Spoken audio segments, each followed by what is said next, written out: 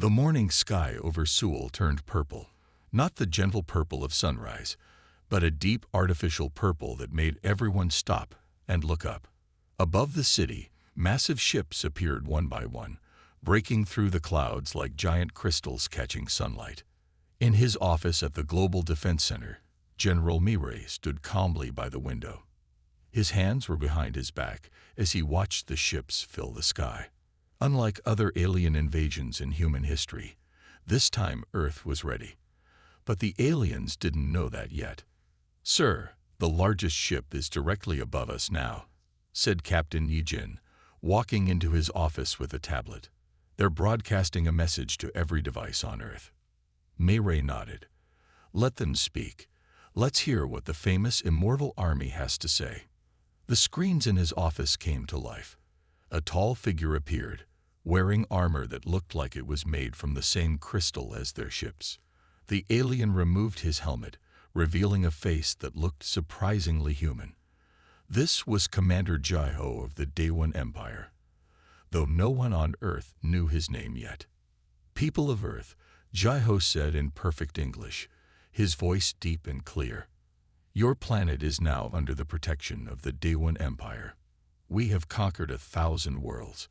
We have fought in 1,000,000 battles. We cannot be killed. We cannot be stopped. Submit to our rule, and you will prosper under our guidance." Mirai smiled slightly. He pressed a button on his desk. "This is General Mirai of Earth's Global Defense Force. We receive your message, Commander. Perhaps we could meet and discuss this face to face." There was a pause. The alien commander seemed surprised by how calm the human sounded. "You show wisdom, General," Jaiho replied. "We will send a delegation to your coordinates in 1 hour. Be warned, any sign of hostility will result in immediate action." The screen went dark. Captain Yijin looked at Mirai with concern. "Sir, are you sure about this? Meeting them so soon? They think they're invincible," Mirai said, walking to his desk. "Let them think that for now." He pressed another button. "Dr. Hansol, are you ready?" In his underground laboratory, Dr. Hansol looked up from his work. The quantum device in front of him hummed quietly, its blue light reflecting off his glasses. "Everything is prepared, General. Should I come up?" "No, stay there. We'll bring them to you when the time is right." Mirai turned to Captain Yijin. "Contact our defense units. Tell them to stay visible but non-threatening. Let our guests see that we have weapons, but make it clear we're not planning to use them." High above the city, Commander Jaiho watched the humans through his ship's sensors. Their behavior puzzled him. In his 1,000 years of conquering worlds, he had never seen a civilization react so calmly to the arrival of the Daewon Empire. Commander, his second-in-command, Lieutenant Du Yun, approached. "Our scans show their military technology is advanced, but nothing we haven't dealt with before. However," he paused, "speak freely, Lieutenant. There's something strange about their energy readings. We're detecting quantum signatures unlike anything in our database. They're coming from underground facilities all over the planet." Jaiho's eyes narrowed. In his experience, surprises were never good. But what could these short-lived humans possibly have that could threaten an immortal army? "Prepare my personal guard," he ordered. "We'll meet these humans and solve this mystery ourselves." An hour later, 3 crystal ships descended from the main fleet. They landed in the empty parking lot outside the Global Defense Center, their engines humming with a musical tone. The ships were beautiful, like giant gems catching and reflecting sunlight in impossible ways. Commander Jaiho stepped out first, his armor shifting colors as he moved. 20 soldiers followed him, each wearing similar crystalline armor, but in slightly different patterns. They formed a perfect circle around their commander, moving with the precision of warriors who had fought together for centuries. General Mirai waited at the entrance with Captain Yijin and a small group of human soldiers. They wore standard military uniforms with no special armor or weapons. This was deliberate. Mirai wanted the Immortals to see how unafraid they were. "Welcome to Earth, Commander," Mayray said, bowing slightly. "I trust your journey was pleasant." Jai-Ho studied the human general carefully. There was something in his eyes, a confidence that made no sense. These humans should be terrified. Instead, they acted like they were hosting honored guests. "Your hospitality is noted, General," Jai-Ho replied. "But let us be clear, we are not here as guests. The Day-One Empire has chosen your world for incorporation into our domain. The only question is whether this will happen peacefully or not." Mayray nodded as if this was a perfectly reasonable statement. "Of course. Please, come inside. We have prepared a meeting room where we can discuss the details." As they walked through the building, Jai-Ho's soldiers scanned everything with their armor sensors. They saw the expected things: weapons storage, communication centers, command rooms. But they also detected those strange quantum signatures, stronger now, coming from deep underground. The meeting room was large and simple, with a long table and comfortable chairs. Maps and screens covered the walls, showing military installations and defense systems around the world. Jai-Ho noticed that none of the humans tried to hide this information from them. "Before we begin," Mayray said once everyone was seated, "perhaps a demonstration of your capabilities. We've heard stories of the Immortal Army, but seeing is believing." Jai-Ho smiled. This was usually his favorite part. He drew his crystalline sword, and without warning, plunged it through his own heart. Captain Nijin gasped, but Mayray didn't even blink. The wound glowed with white light. When Jai-Ho pulled the sword out, there wasn't even a mark on his armor. "We cannot die," he said. "We cannot be stopped. Every wound heals. Every injury repairs itself. We have evolved beyond death." "Impressive," Mayray said. He looked genuinely interested, but not afraid. "And all your soldiers have this ability. Every member of the Day-One Empire's military is immortal," Lieutenant Du Yun said proudly. "We have not lost a single warrior in over 1,000 years." Mayray shared a look with Captain Yijin. She nodded slightly. "Well then," Mayray said, "since you've shared your secret with us, perhaps we should share ours with you." He pressed a button on the table.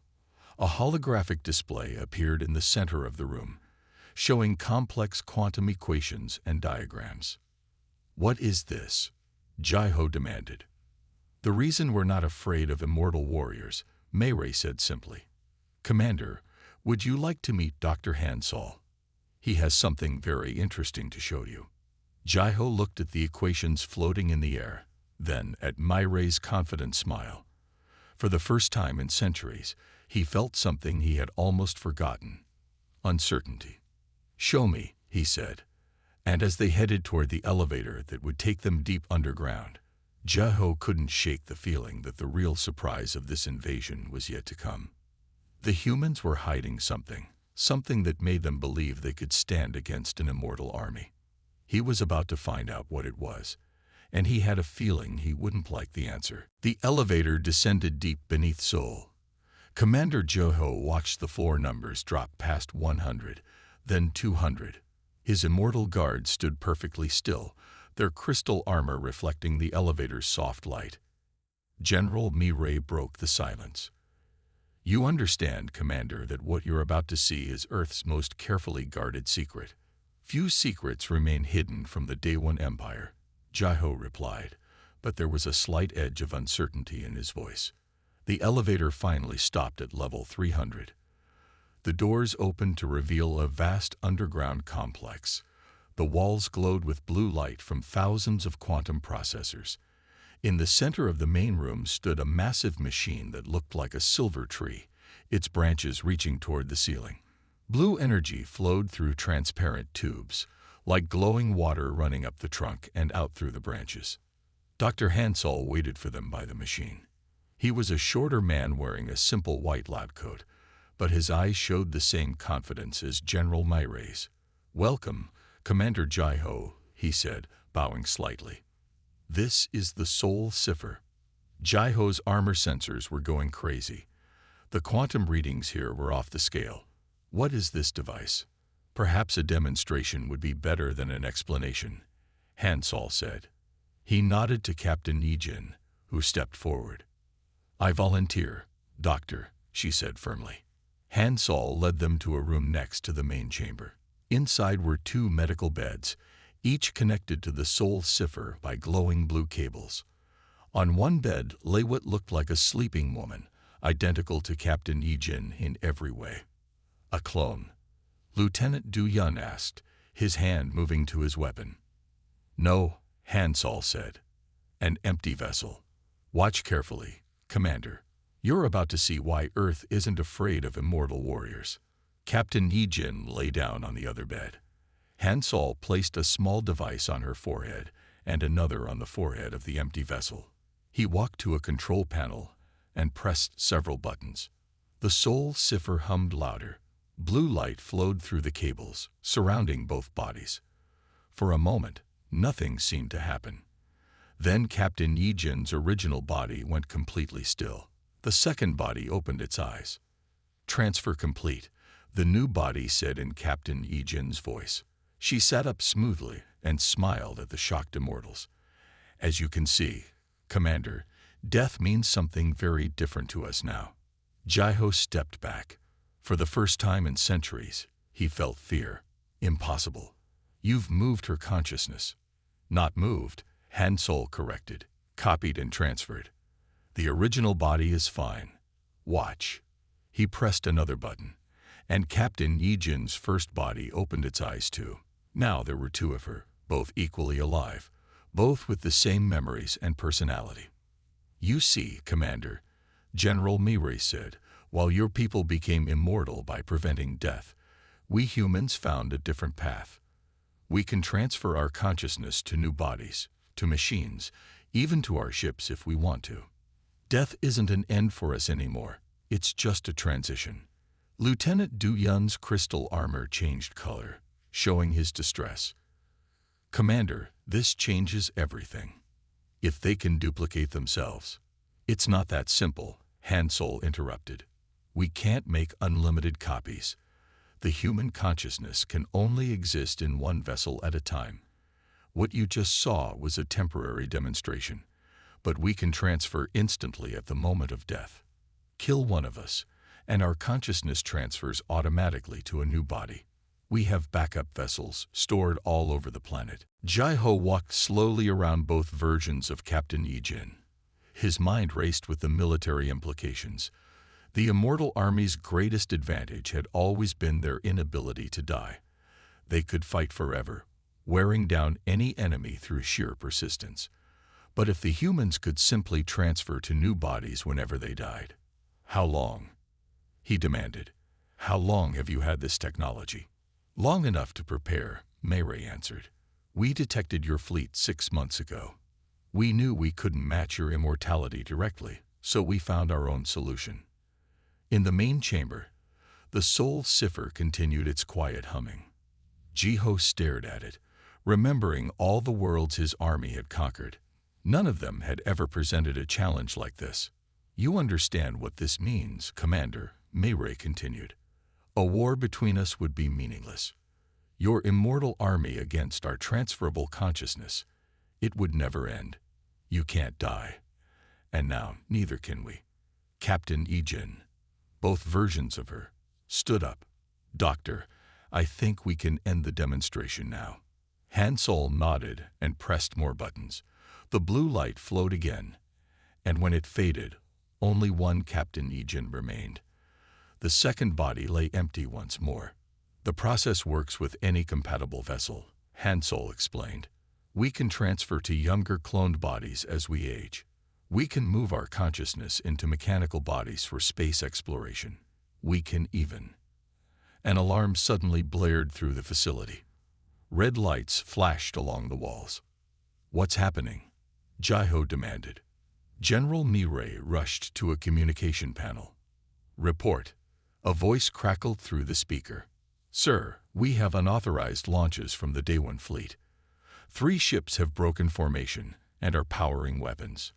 Jaiho spun to face Lieutenant Du Yun. Who ordered this? Sub-Commander Taiwan.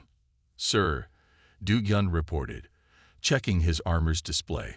He's demanding we destroy this facility immediately. He says this technology is an abomination that threatens everything the Empire stands for. The floor shook as the first energy blasts hit the ground above them. Jiho had to make a decision fast. Everything he believed about his army's superiority had just been challenged. But if he allowed this attack to continue, it would start a war that neither side could win. Lieutenant, send the override code to those ships immediately. Tell Sub-Commander Taiwan that if he fires one more shot, I will personally ensure he spends the next 1,000 years in isolation. Jiho turned to General Mirai. It seems we both have much to discuss. The alarms fell silent. Above them, the rebel ships powered down their weapons. Indeed we do, Mirai agreed. Dr. Hansol has only shown you the basics of what the Soul Cipher can do. Perhaps instead of conquest, Commander, we could discuss an exchange of knowledge. Jiho looked around the laboratory again, seeing it with new eyes.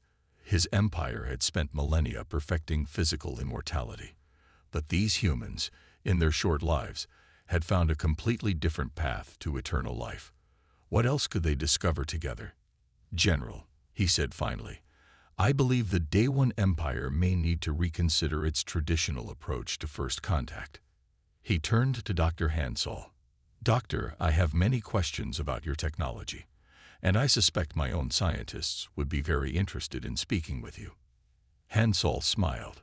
Science is better shared than hoarded, Commander. Shall we begin?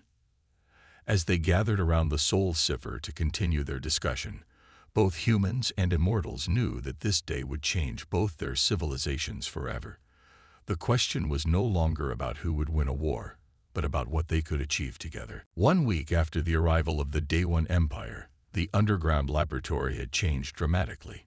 Immortal scientists in crystal armor worked side by side with human researchers. The Soul Cipher's blue light reflected off their armor, creating dancing patterns on the walls. Dr. Hansol stood with Commander Jiho, watching their teams work together.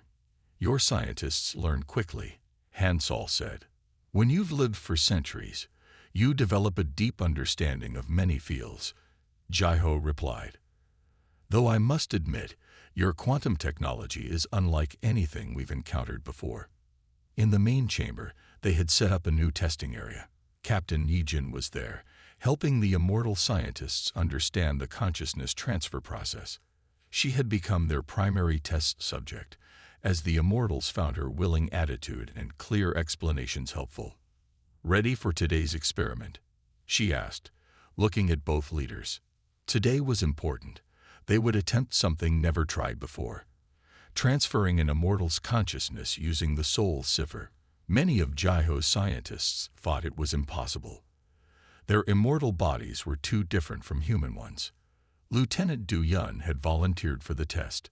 He stood near the transfer beds, his crystal armor glowing softly. I am prepared, he said. Though I admit, the idea of leaving this body is unsettling. Remember, Hansol explained, we're only attempting a partial transfer. Your consciousness will remain anchored to your immortal body. We just want to see if the Soul Cipher can read and map your mind. General Mirai entered the laboratory with several other military officers. Everyone wanted to witness this experiment. If it worked, it would prove that human and immortal technologies could be combined. Let's begin, Hansol said. He helped Du Yun lie down on one of the transfer beds. The immortal's crystal armor seemed to pulse with its own light, creating interesting patterns where it met the Soul Cipher's blue glow. Hansol went to his control panel. The Soul Cipher hummed to life, its silver branches filling with flowing blue energy. But as the energy reached Du Yun, something unexpected happened. The immortal's crystal armor began to resonate with the quantum field. The blue energy changed color, becoming a bright purple where it touched the crystals. Alarms started beeping. These readings are incredible, Hansol said, studying his screens. The crystal technology in your armor, it's responding to the quantum field in ways we never imagined. Du Yun's body went rigid. I feel strange, he said. I can sense the quantum field. It's like I can see the paths my consciousness could take. Suddenly, all the crystals in the laboratory, the armor, the weapons, even small decorative pieces, began to glow with the same purple light. Jiho stepped forward in alarm. "Stop the experiment," he ordered. "Something's happening to our crystal technology." But before Hansol could shut down the soul cipher, Du Yun sat up. His eyes glowed with purple light. "Wait," he said, his voice somehow deeper than before. "I understand now. I can see what we've been missing all these years." The lieutenant stood, purple energy crackling around his armor. "Our crystal technology. It's been capable of quantum consciousness manipulation all along. We just never knew how to activate it." Everyone watched in amazement as Du Yun raised his hand. Purple energy flowed from his armor, forming patterns in the air that matched the soul cipher's quantum equations. "The crystals that make our armor, our ships, they're not just advanced technology," he explained. "They're quantum processors. They've been storing fragments of our consciousness every time we regenerate from injuries. That's how we maintain our memories through death." Dr. Hansol rushed to his instruments, recording everything. "Of course. Your immortality isn't just physical regeneration. Your consciousness is preserved and restored by the crystal matrix every time you're injured." Commander Jiho stared at his own armor, seeing it with new understanding. For thousands of years, the Daewon Empire had used this technology without fully understanding it. They had focused on its regenerative properties, never realizing its true potential. "Can you control it?" Jiho asked Du Yun. The lieutenant nodded. "The soul cipher showed me how. We don't need separate transfer devices. Our armor can do everything your machine does. We just need to reprogram the quantum matrices." General Mirai stepped forward. "Are you suggesting that both our technologies are really the same thing, just developed in different ways?" "Yes," Du Yun said. "Humans found a way to transfer consciousness using external quantum processors. We built quantum processors into our bodies without realizing what they could really do. Together, we could revolutionize both technologies." Hansol finished. "Imagine combining the precision of the soul cipher with the portability of your crystal matrices." The laboratory buzzed with excitement as scientists from both sides began sharing ideas. The purple glow faded from Du Yun's armor, but the revelation of what they had discovered remained. Commander Jiho turned to General Mirai. "It seems the universe has a sense of humor," he said. "We came here expecting to conquer your world. Instead, we found the key to understanding our own technology. Perhaps that's why your rebel ships failed to destroy this facility," Mirai suggested. "The crystals in their weapons recognize something familiar in our quantum fields." Sub-Commander Ta Wan, who had led the failed attack, was now in custody aboard Jiho's ship. This discovery would certainly change his trial. His actions had inadvertently led to the greatest advancement in the Empire's understanding of their own technology in centuries. "We need to formalize this alliance," Jiho said. "Not as conquerors and conquered, but as equals. There is too much we can learn from each other."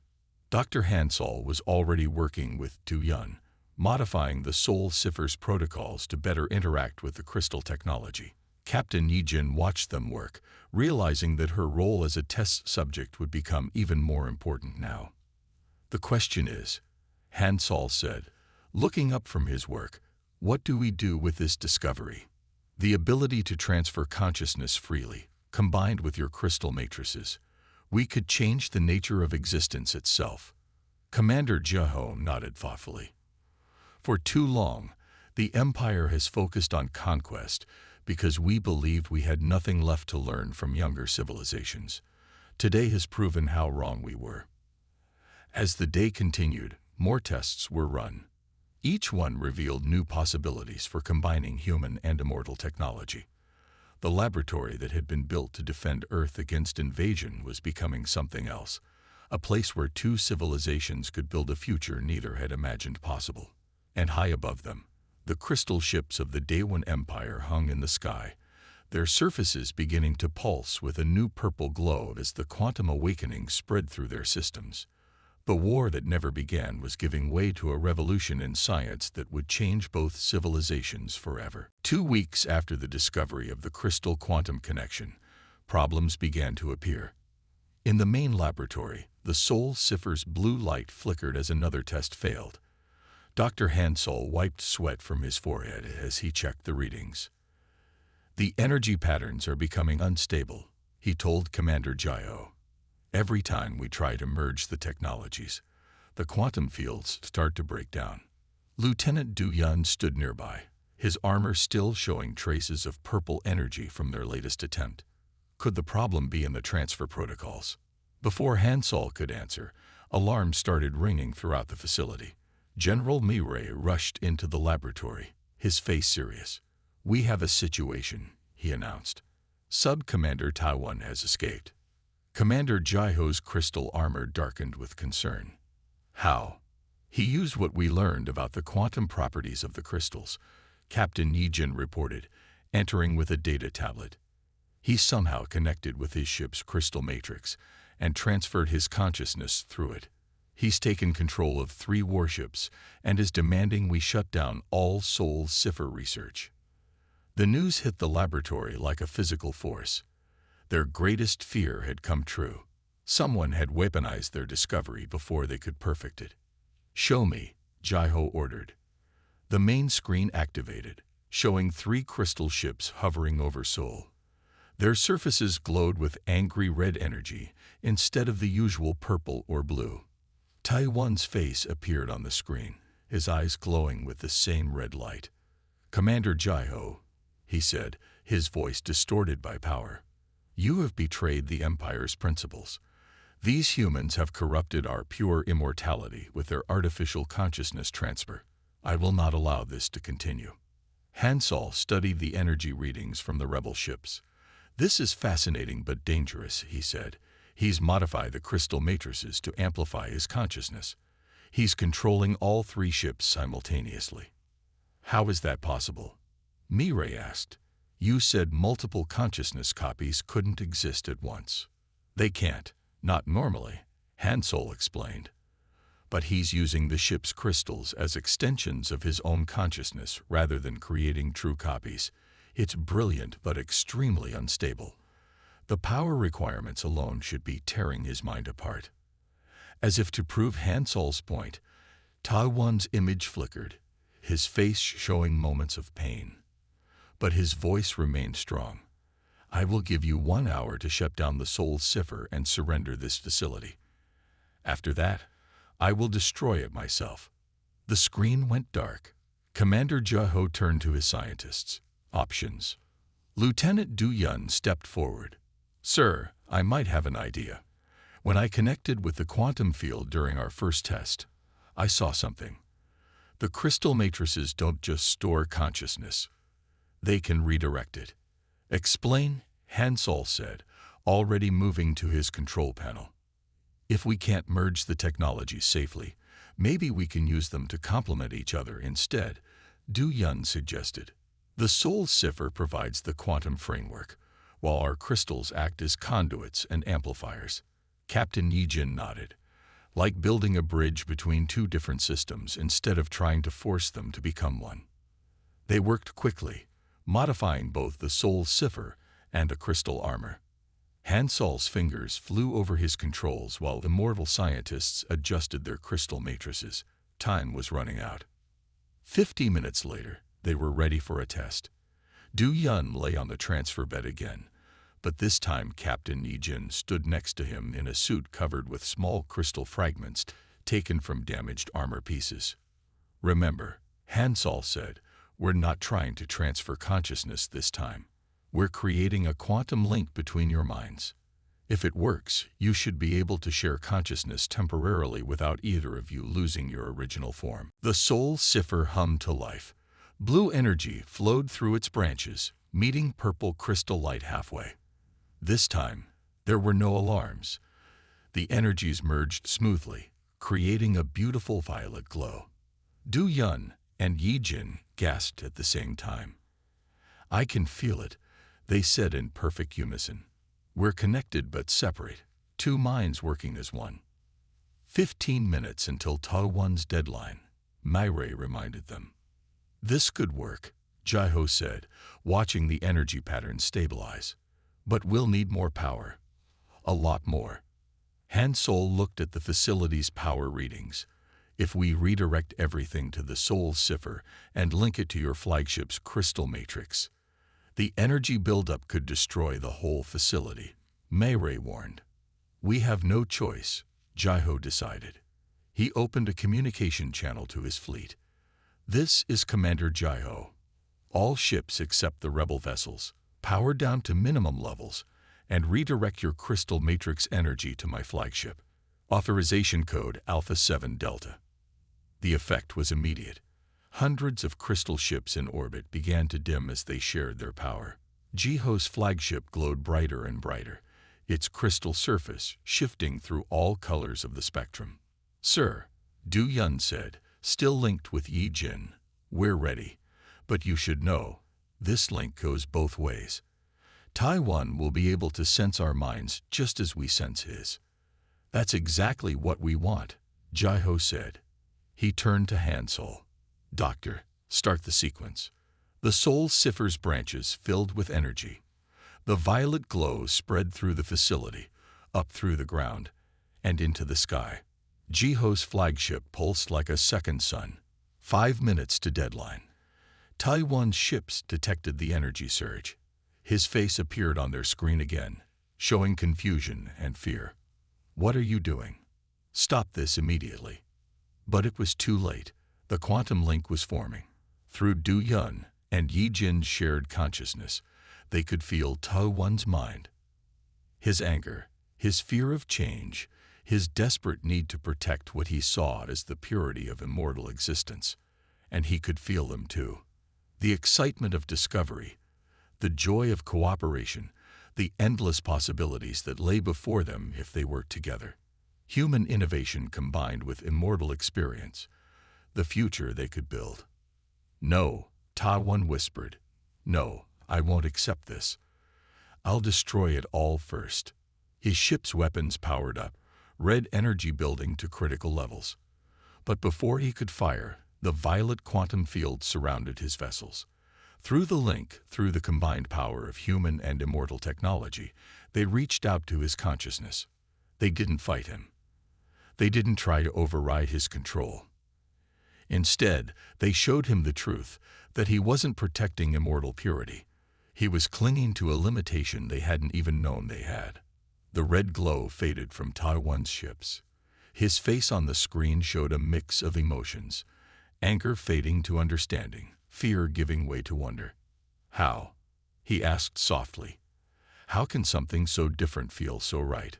The crisis was over. But as the energy levels returned to normal and the violet glow faded, everyone in the laboratory knew that their work was just beginning. They had found a way to bridge the gap between human and immortal consciousness. Now they had to decide what to do with that knowledge. 1 month after the Ta-1 incident, the underground laboratory had transformed into something entirely new. The Soul Cipher's branches now extended throughout the facility, intertwined with crystal formations that grew from the walls. Blue and purple energy flowed together naturally, creating a constant violet glow that had become familiar to everyone who worked there. Dr. Han-Sol stood with Commander Jai-Ho in the new observation room, watching their latest breakthrough. Through a large window, they could see Captain Yi Jin and Lieutenant Du Yun working with a group of students, both human and immortal. The younger immortals learned quickly, Han-Sol noted, watching an immortal student successfully link his consciousness with the facility's systems for the first time. They don't have centuries of fixed thinking to overcome, Jai-Ho replied. He touched the crystal formation next to him, feeling the quantum energy flow through it. Sometimes I wonder what the Empire's founders would think of all this. The laboratory had become the first joint consciousness research center, where humans and immortals studied the combined potential of their technologies. The results had exceeded everyone's expectations. General Myray entered the observation room, carrying reports on his tablet. The first civilian trials are showing excellent results, he announced. The modified crystal matrices are allowing humans to experience temporary immortality, while the quantum networks let immortals explore new forms of existence. Through the window, they watched as Captain Yijin demonstrated the latest advancement. She stood in a circle of crystal formations, the soul cipher's energy flowing around her. Her consciousness expanded through the quantum network, connecting with systems throughout the facility. At the same time, the crystals protected her mind, keeping it stable and focused. To think, Jai-Ho said. A month ago, we thought consciousness transfer and immortality were two separate paths. Now we know they're just different expressions of the same fundamental force. The door opened, and Sub-Commander Tadwan entered. After his failed rebellion, he had undergone a profound change. The experience of being connected to both human and immortal minds had shifted his perspective entirely. Now he led the research into expanding consciousness through crystal networks. The latest data from the fleet is remarkable, Taiwan reported. The crystal ships are evolving. The quantum connections are allowing them to develop a form of collective consciousness. They're becoming more than just vessels. They're turning into extensions of their crew's shared awareness. Dr. Hansol nodded. It's similar to what we're seeing in the human quantum networks. The ability to share consciousness is creating new forms of community and cooperation.